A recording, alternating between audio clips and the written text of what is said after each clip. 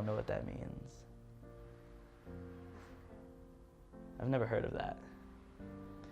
It seems like, if I'm taking a guess, it's the sensitivity of people of white race and background. That's such an interesting idea.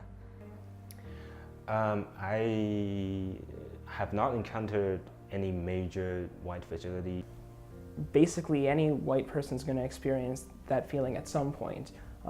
Obviously, in this case, it's white fragility, but I think this applies to any number of identity markers, you know, men, straight people, cisgender people, and so on. It's always difficult for white people to speak up about things because, like, they come from a position of privilege. When someone is being told they're doing something wrong, they won't accept it. Like when you realize that you've been like directly or indirectly a perpetrator of an injustice, but you don't want to think of yourself in that way.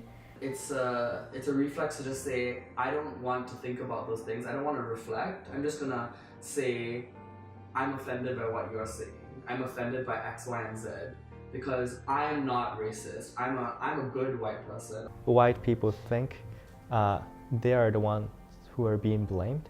But I don't think no one should blame the people who are living today, but what we should blame is that we should blame the past history and, you know, cultures that really made that situation happen.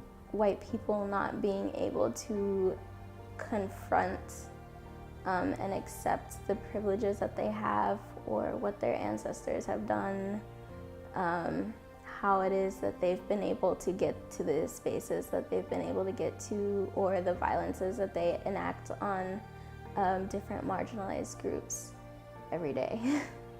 It's a learning opportunity for white people to feel this uncomfortability almost, and I appreciate it being defined as white fragility because that's really how it is. I think white people's feelings are extremely fragile no matter where you're going. I mean, everyone's feelings are fragile, but like I think in places where there is discussion surrounding race, the fragility of white people's feelings you almost feel like the bad person because every like person is then like they're bringing up their own struggles, and then you realize that holy shit, like I'm the one who is benefiting or has been the benefactor of these.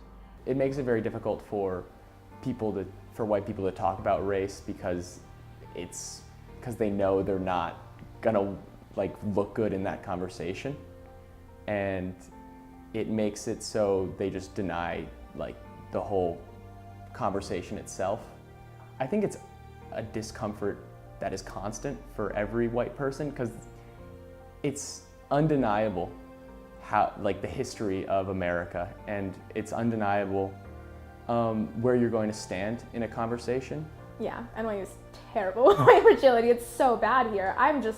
My journalism professor said himself that he didn't believe in cultural appropriation. And the whole class was like, what do you mean you don't believe in it? Like, this is a technical thing. And he was like, no, I don't think that's a thing. Like, there's no evidence to prove it.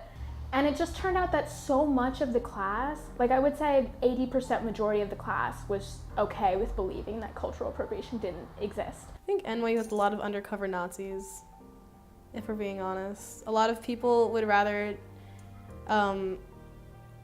stay in like a raceless world where like they don't have to think about black people. And they feel like that is like not racist at all. Like they're just leaving the issue of race alone. But like in that regard, they're like creating or like trying to create like a white utopia for themselves. And I think that is more toxic than anything else.